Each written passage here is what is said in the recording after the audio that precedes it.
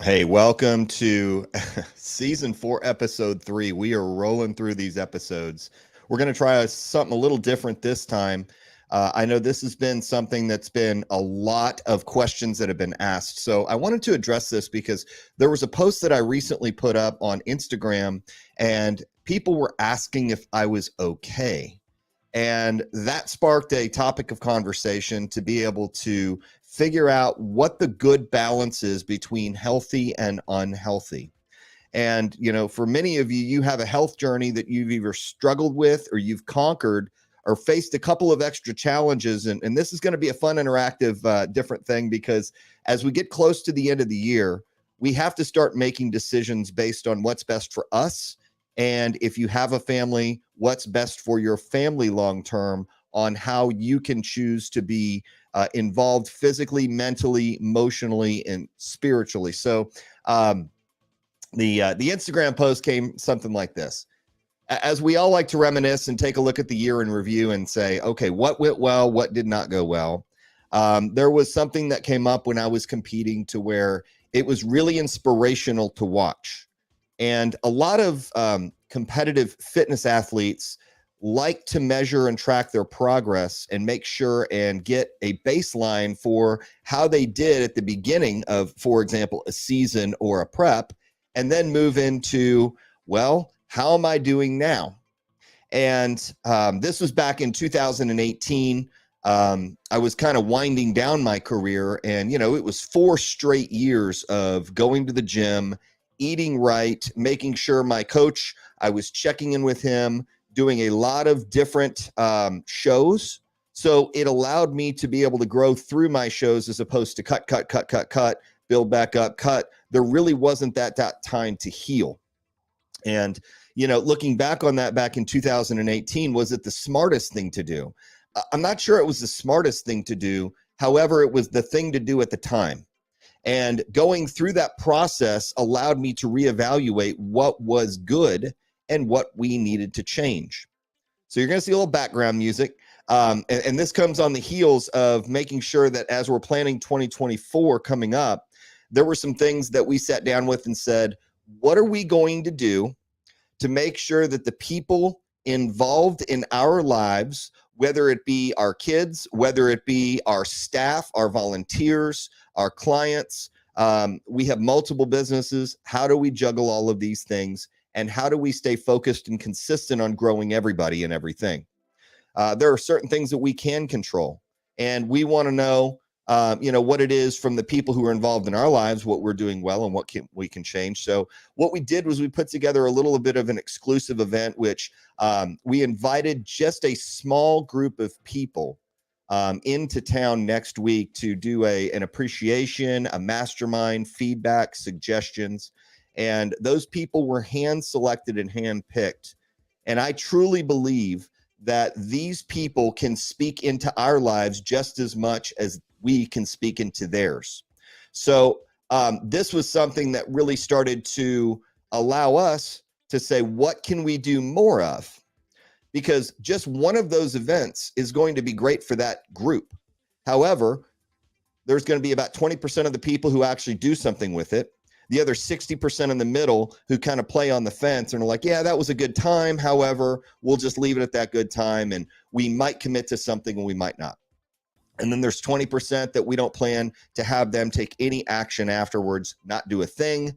It was just basically they were there and they now understand what our vision is. And if they want to be involved, they can be involved or they can choose not to be. So that has been something that has been on my mind. And this is coming up next week, which will bring us into the new year where we have planned meticulously our posing clinics, our shows. We have 4 shows. We already have 3 posing clinics on the books.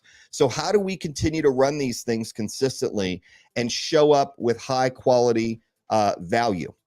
And that's really what the point of this was. So this just happened about, I don't know, a month and a half ago. Waking up late was one of those things where it can make you feel guilty.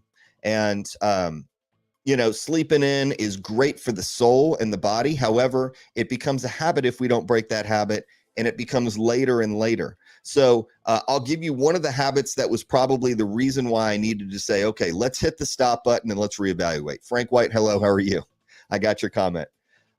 This was a big eye opener because a lot of times busy minds have a hard time resting. And if you have a busy mind and you have trouble quieting it down, I needed to figure out a way to where I could stop thinking and start to focus on restorative sleep, rest, recoup, and be ready to go for the next day. Well, it became a habit to unwind with TV because it allowed me to escape, all of the different things once we got the kids to bed. And, my wife is more of a morning person than a night person. It allowed me to sit with my thoughts quietly and say, okay, what got done? What needs to get done? And so a lot of times falling asleep watching TV was not the best thing. And sometimes you got to get back up, turn the TV off, go into bed.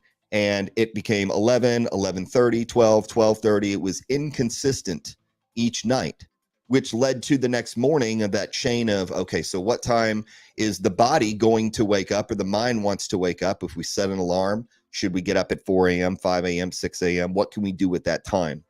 And it was starting to dawn on me that there was things that I could have done to fix some of these things without really, truly having to go through a pain.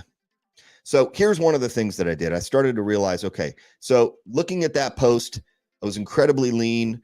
I felt muscular at the time. I felt like I looked good. However, I am not the same person I was 5 years ago, just like you aren't the same person 5 years ago as well. You could be bigger, smaller, better, worse. I don't know. But what I also came to understand is I needed to accept where I was at to understand where I needed to get to where I wanted to be. And one of those things was we were hearing a lot about cold plunging, right? And so we have an iCryo locally where we can go, freeze, and it's 134 degree below zero chamber where we can get a 30-degree skin drop. And if you've never researched cold plunging or cryo or freezing, it was one of those things to where it seemed like a fad. And why would people do that? Why would people feel uncomfortable? And then once you start doing it and getting past that point of uncomfortable, it was allowing the benefits to open up into your system. So this is what was really cool. It's cold here in Texas, and I can control the temperature essentially by looking and seeing where the pool is at, or we can go down the street to a chamber, and what they do is they shoot a temperature on your skin, and you might be 87 degrees, 90 degrees, 97 degrees, something like that. And what you're going to do is for 3 minutes, you want to get anywhere between a 25 and a 35 degree skin drop in that 3 minutes of freezing. And so it's really tough for me to do that because for some reason I run really hot. And my wife can do it. She gets a 32, 35 degree. Ideally, it's 30 or above. And so I was trying to check the pool temperature, and it was right around 52 degrees. And I'm like, all right, this is cool. It feels like needles, by the way. And I do it the painful way. You go feet first, and then you go to knees first, and then you go waist, and then you go down. Most people would just jump in to get that shock. Well, why do people do cold plunging in the first place? A lot of times it's going to activate systems in your body that will not activate unless you force it to do that. For example, the fight or flight system. And I didn't understand why I couldn't rest my mind. And this actually helped with sleep. Cold plunging allows you to activate your adrenal system, your fight or flight system, and it gets that point to where your heartbeat, your heart rate is going to increase rapidly, and you're going to get a dump of serotonin, dopamine, oxytocin, all these different things that allow you to feel great afterwards. However, it is extremely uncomfortable when you first start. And so for 3 minutes, what I would do is I'd put a song on, and I have a temperature gauge, and I'd see where I was going in the pool. And then yesterday I went up to the cryo chamber to see where I got the drop, and it's about the same. And Gary Brecka of 10X Health Systems, he says, water immersion or submersion, it's one of the best things that you can do for your body. Even if it's not the coldest in the world, to get that drop, your body is having to adapt to another environment. Therefore, it's helping with skin issues, with a lot of different brain fog. It gives you mental clarity. Now, that was one piece of the puzzle, was the cold plunge. So going on 3 weeks of doing this now, it's easier to stay in longer. And what it's really doing is it's allowing to open up those mental channels and clarity for to be able to goal set a little bit better, to see a future 6 months from now, as opposed to struggle to see what it might look like. It allows me to focus. Now, that could be purely placebo. We get it. However, I truly believe that those things are helping to move our 2024 forward. Now, the second thing that was implemented was red light therapy. And they have an anti-aging setting on the red light therapy bed. And I've been doing that consistently. And they say do it about 3 times a week, 15 minutes, and that will give you maximum benefit. And that was something that I didn't really know a whole lot about. So I did the research. And if you're new to all this, definitely do the research. All you have to do is Google benefits of red light therapy, benefits of cold plunging. And the red light therapy has it's really increased the skin as far as the elasticity. You can definitely see a difference in evening out pigmentation. A lot of times when you're in the sun, you develop freckles or sunspots, especially if you're fair skin, if you're not using sunscreen. And that was something, I'm fair skin, obviously. And that was something that I wanted to be able to try and see what that would also do if it was a benefit and worth the time. Of course, we're in week 3 now, going into week 4, which I believe it fully is. And then the third component that we ended up introducing last week, which was a hyperbaric chamber. And if you know what an HBOT is, it's basically a hyperbaric oxygen tank. That's, I think, what it's called. And it's a big tube that you sit in, and it's pressurized, and you're able to get oxygen-rich air into your system, which allows you, I was sitting with a lady who was working there, and she said something that I thought was really intriguing. She is one of the RNs and does a lot of the IVs. And she goes, after 4 sessions, a lot of my negative thoughts were turned in to more of a positive experience. She said a lot of that is really weird. Between session 4 and 5, she noticed a huge difference. And I go, why do you think that is? She goes, well, think about your blood plasma. You know, a lot of times in your lungs, you have all these little, tiny branches, so to speak. And blood plasma, if you fill your body or your lungs full of oxygen, your plasma can oxygenate your cells better. Thinking that you have trillions of cells and they all need to oxygenate. So when you take a big, deep breath in and then out, and you're bringing more oxygen into your system, your organs are functioning better. Your liver, your kidneys, your heart, all of these things work in sync together to keep you at an optimum level. So a lot of times when we do get toward the winter time, we maybe skip on cardio. And the reason why I bring this up is because I think you'll understand that if you're training heavy as an athlete and you're wanting to put on muscle, usually you don't want to burn extra calories that you're trying to take in through food. And what I noticed is when I was eating an increased amount of food, it was sometimes very tough to eat because your body is signaling, okay, let's shut the food down. We've got enough for the day. And therefore, your digestive system, your microbiome, your gut, your intestines, it just can't process a lot, and it almost like clogs it up. So think about a bottleneck in traffic, right? When you're going up and down a freeway and you've got 70 miles an hour in free lanes, it's great. It's easy to move. But then during rush hour, when you've got people maybe slowing down and exiting, and there's an increased amount of congestion or traffic on the freeway, it definitely messes with your tempo. So think about your body performing at a level throughout the year, especially when you're in prep, or even if you're exercising heavy. I'm a big volleyball fan, and that's a start-stop sport. It's a high intensity type sport for seconds on end. You maybe have 6, 7, 8 seconds of high intensity, and then you stop and do it again thousands of times in a given night. So it's important to train your body for that. Well, I noticed when I was going into the wintertime and wasn't in prep, my cardio was the first to be cut. I'd cut it down to 10 minutes, or I wouldn't even do it at all. And I could naturally stay lean because my body said, okay, you know what? We know how to metabolize what we're getting used to, and increasing food would end up maybe starting to put on a little extra in the middle, which, we sometimes need to do that. It also changed the way that I felt. And if you've ever had this happen, you'll understand that the more that you eat, the more you have to breathe, the more food you have to break down. So there's more stomach acid that needs to be involved. Your body is working harder. More of your blood goes into your stomach to break that food down. And it does take a while to get through your intestines. And, it's something that's abnormal, right? A lot of times your body will signal to your brain when you're hungry and create that, okay, I'm hungry type feeling. And I was thinking about, okay, so if we're not doing cardio, we're not burning the extra 200 or 300 calories. So maybe if you have an extra piece of chocolate, or maybe if you have 2 extra ounces of protein or 4 extra ounces of carbs, or maybe you have a snack, or maybe you treat yourself to dessert, those couple hundred calories extra a day add up over a 4-month time period. And it makes you feel different. So the oxygenation made a lot of sense to me. And then more importantly, I wanted to be able to have a deep type sleep. Well, then you introduce an infrared sauna. Then you start to reintroduce cardio at maybe a certain level. And I didn't realize the benefits of cold plunging. That's one of the best thermogenic body fat burning type environments that you can start to create for your body.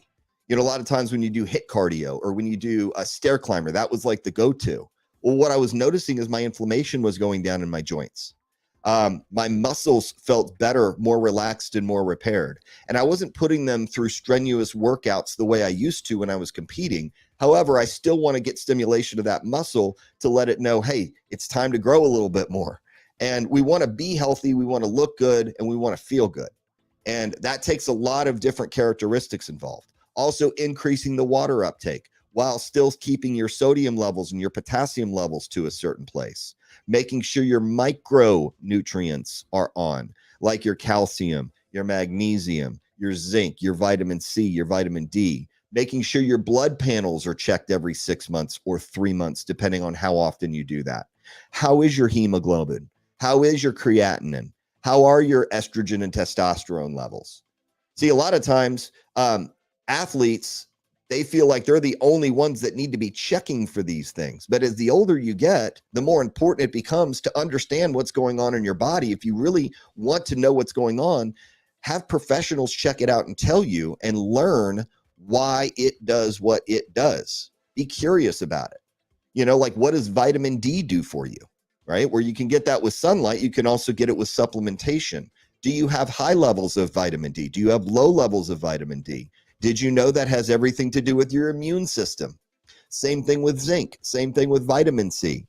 Increasing at 1,000 IUs might not do you much, but you don't really realize when it's flu season or when it's cold season, there's very few people that understand the reason why you get sick is because your body is stressed.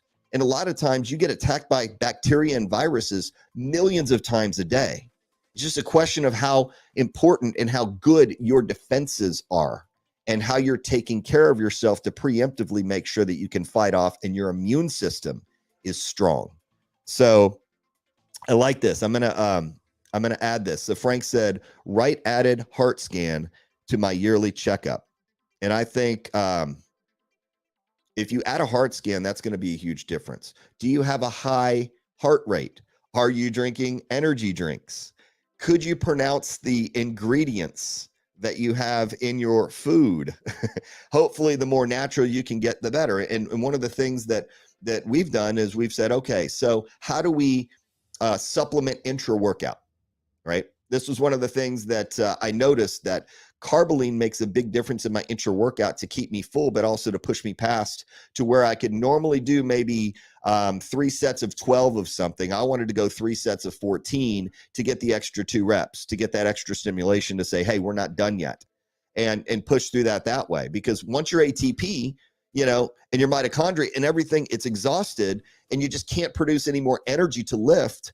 Where are you going to get that? Well, you're going to get it from your simple carbs that you can maybe ingest intra workout. So it allowed me to extend a workout maybe 10, 15, 20%, depending on the day and how I ate.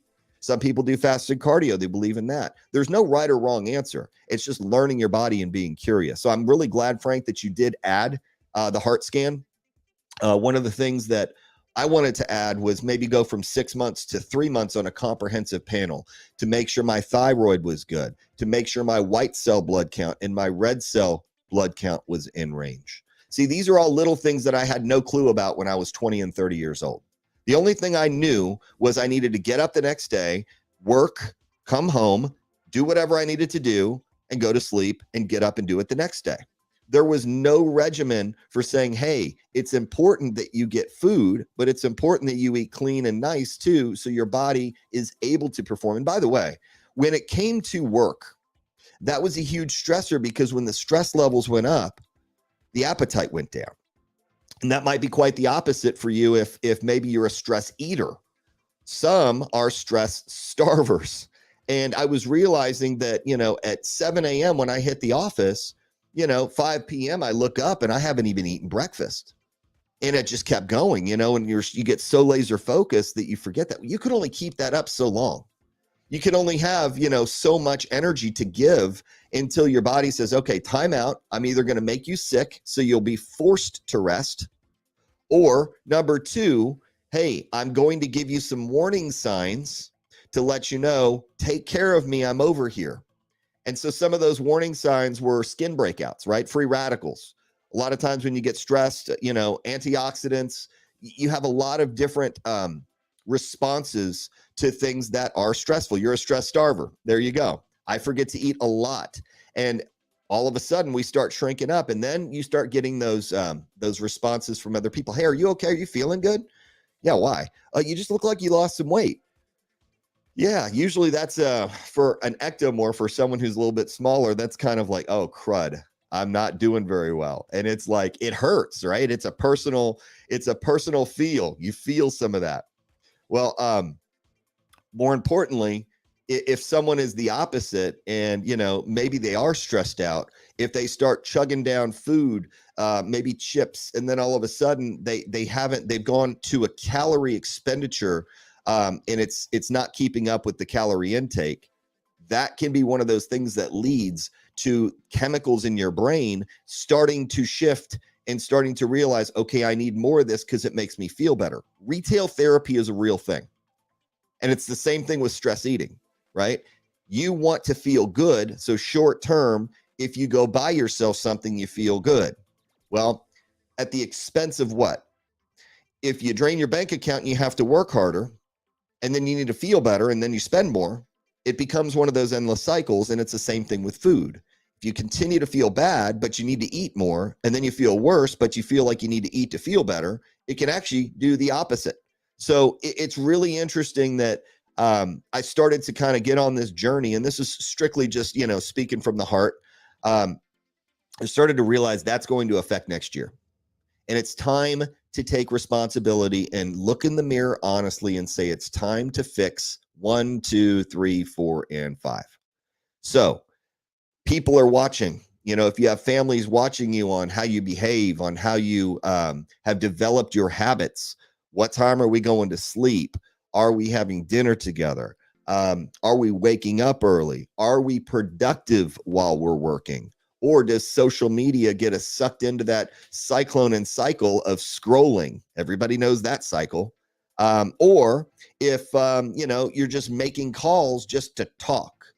See, we don't really make calls anymore. We text. The generation that used to be the people who picked up the phone are probably like 3 generations ago, to where if we recognize the number, we would pick it up. Well, we were even before that. We didn't have caller ID. We had no idea who was calling us. So we just picked up the phone because that's what we were supposed to do. And the phones that we picked up were not cordless. They actually had something attached to them, and they were ground into a landline. So yeah, for all of you old folks watching, now you know who you are. That's how old we were. And some of us had rotary phones, to where if you put a rotary phone in front of a 20-year-old, they'd ask what that was and how to use it. They might not even know how to use it. And then we went to push button and dial tone. That was great, right? And then we get to a cordless phone, but it still had to be close to the base. So we could only roam certain parts of the house or outside. And when we got too far from the base, it went static. So that was the analog age. And then we went to digital. You remember when the cell phones were bricks and, you had to carry a battery pack around it, or they were like this big. And, then they got smaller, and now they're getting bigger. But, really, truly, anything that you need is at your fingertips right now. And now they have ways to identify potential spam. They have ways to block calls. They have ways to tell you who it is, but more importantly, texting, voice messaging, audio messaging. It's all a different way of living. And that's the same way because you're so used to certain things. Things evolve over time. I'm going to challenge you to reevaluate how you do things and then ask yourself why you do it. So, why do we wake up in the morning? Because we have to. Well, are we waking up with a purpose, or are we waking up because your body is saying, hey, it's time to get up? And, if you'll notice this, typically, if you're in a dark room, it's easier to sleep. If your phone is away from you, it's most likely easier to sleep because you're not tempted to be on it late at night, scrolling through with blue light, just burning through your eyes. And that's one of the reasons why we shut the blinds in the bedroom. So that way, when the sun does rise and it starts to get lighter, it naturally tells your body, okay, it's morning, it's time to get up. So trying to stay as consistent as possible, but also trying to make sure that we wake up correctly, because there's a way not to wake up. This is the way I hated to wake up, and maybe you can relate to this. The one way I hated to wake up was to an alarm or to a panic. And the reason why is the alarm panicked me, like, okay, I have to get up. There's something I have to do. There's a mission that I have to serve. Or my wife, who's deaf, when her alarm went off, nobody shut that off. And it was like all the way on the other side of her stuff. So I had to like crawl over and shut it off because she wouldn't wake up to it because she couldn't hear it. So she turned it as loud as she could. And it was very interesting how that worked, that dynamic. So getting in the habit of trying to get up without an alarm was something that was challenging, but that's something that has also allowed you to realize that you can train your body to do almost anything if you really want to. How much water to drink, right? I started putting water on my nightstand to be able to say, okay, I don't want coffee to be the first thing going down the hatch. Put 8 ounces of water to get the organs going. That's something that I learned from Hal Elrod with the Miracle Morning. So there's these little tricks and trinkets that you can do, and then go outside. Why do you stay inside? Go outside. Put your feet in the grass. I put my feet in the pool and then go to the grass. Take a couple of deep breaths with fresh air, not recirculated air going through your house or your bedroom at that point. So those are little things that I believe are key to being able to have a better year next year. And by the way, they're not life-changing in some cases. And they're not like you have to actually set a timer or put it in your schedule to do it. It's just a question of waking up and say, this is what I'm going to do from now on. And I need to start today so I can do it tomorrow. And then when I do it tomorrow, I can feel better about doing it the next day because I'm 2 days in a row or 3 days in a row, and you can gamify it. You can say, okay, how many more days can I get? And if you break a day, you start back over. And there's this thing that allows you to be able to reward yourself, right? After you get to a certain number of days, you celebrate by doing something. You can have a piece of chocolate, which is my favorite, Reese's. Or, there's a lot of little things that you can do that will allow you to get to a better spot. So here's why I say this is so important for your 2024. Our 2024, we have decided to make this a new, fresh, next level year for our whole industry. And you cannot do that because if you try to do it the same way the year before and you didn't get the results, and you expect the results to change just because you're doing it another year, most likely that success is left to chance. And there's a very small or slim possibility that this will come through in a successful manner. So what are we doing? We're putting on more events. We're putting on more posing clinics. We're talking strategically to different new and existing partners and bringing on new companies, new ambassadors, new sponsorships, new ways of incentivizing folks to be involved, but not only to be involved, but to stay involved where they feel good about what they're contributing to. And so when you have 5 people working really hard to do something and it's going well, imagine 500 with the same in-step or lockstep excited about doing that. Word is going to get out. And we're not going to give away all the secrets. I will say that we have made big strides by partnering up with some great partners like the American Fit Expo in July. That is going to be a very, very cool partnership and show. And we are working on things that we've never done before. When you think about The productions that we've had have been pretty simple. We don't want to overcomplicate them, but we want to bring the level up. And we're finding ways to do that by making customized different ways to reward people and make them feel great about what they were involved in. Some of you already know, you saw the leaks on the championship rings. And I'm not even going to release the latest version of the final version because I just changed it again before the molds are made. Because I'm like, nope, there's one thing that was missing. Let's do it this way. And I want you to make me a 3D rendering and let's do it this way. Oh, man. Can I tell you, that's one thing that if you've ever seen people get excited about when you know it's right, it's right. That's just a small thing. The next thing is, what is our stage production going to look like? Well, we're not going to have any more gray carpet stages. That was like a little thing that bothered me. And we wanted it to be a certain height. We wanted to make sure that the backdrop was something that people look at and they're like, wow. There's two things I want to give props and praises to. Number one is people who went to the Olympia this year ranted and raved about how great the production was on the Olympia stage. I mean, they had LED back walls at this level, this level, this level, and that's the kind of production that they spend millions of dollars on. So how can we mimic that and not get to that grand scale yet? I think we'll eventually work on progressing toward that, which I think will be a couple years down the road. Of course, it's not going to happen overnight. However, we want to be able to up-level those productions. So I'm starting to call around to say, okay, how do we do a video wall here and a video wall there? How do we get more sponsors, exposure? And so I've gone to some shows this year around the country, which I believe will be extremely favorable to be able to highlight more sponsors. What are we doing for trophies? What are we doing for payouts? How do the posters and flyers look? Are they going to every gym? Are we getting the word out? And is our athlete quality and quantity getting better? And I think that's going to be one of those time-tested determinants, which we did end up increasing the prize money. I don't know if you know this or not yet, but once Women's Physique makes, we really don't pay out just $10,000. We actually end up paying out close to $13,000 for those shows. And with Best Poser Awards, now we're closer to $14,000 or $15,000. So this could very easily top last year as our very first summer show that we did not have Women's Physique make. And also our Desert Storm Classic did not have Women's Physique make. So we only had 6 paid out divisions. And this year, we're already looking like we're going to pay out at least 7.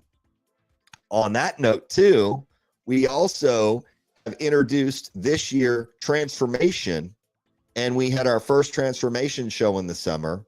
We did not do that in the Desert Storm Classic, and then we had a great Transformation, which you'll see the IG that you just did. And if you don't know which one it is, if you go to Matt Storm Official, if you're on Twitter right now or X, or if you're on YouTube, you'll be able to see on the Instagram accounts on Storm Classic International, Summer Storm Classic, Desert Storm Classic, Storm Classic UK, as well as Matt Storm Official. All of those were just released that we will now, this year in 2024 coming up, we will have Transformation, men's and women's, at all events. And I think as I was looking through and making that reel, I started to realize, holy cow, look at somebody like Jennifer Skafek, who had probably a 120-pound weight loss journey that she was able to document and said, finally, this is where I was, this is where I'm in. She's now a professional athlete. I think about a Chris Gagne, who was 550 pounds and jumped on stage at 275 pounds.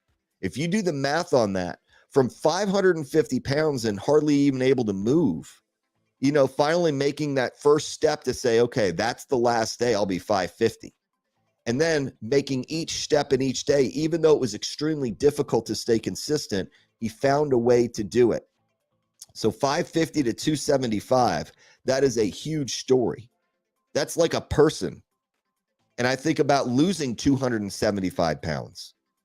That to me is truly inspirational. I think about an Eric Kubos. Eric, who he came down to a posing clinic. He lived in Houston.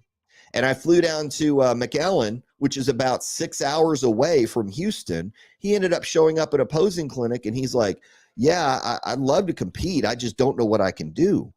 And I said, why don't you do bodybuilding? He's like, yeah, I used to be, this heavy, and now I'm here, and I need to get here. And so when I saw him, I didn't really think much of it until he called me and he goes, hey man, I really just can't compete this year. And I'm like, whatever you feel is best for you and your family. And then all of a sudden, the next week, he goes, I changed my mind. I need to do this for me, my family, and everybody else to see. And now he's one of our featured transformation athletes. And and he did bodybuilding, by the way, and placed in bodybuilding, open bodybuilding, and masters. And he is part of our transformation family. And I saw that, and I'm going to say this. When you saw the Kubos family at the show, I think there were like 30 of his family members in the audience when he was on stage. That to me said, we need transformation at every show. So fast forward, this was just about 6 weeks ago. I get a call from an Arizona trainer, and she said, hey, can you add transformation? And I'm like, well, what do you think? Do we have one? Do we have two? She goes, we have a handful of people here that really don't know how to tell their story, and we want to feature them. And I'm like, let's add transformation.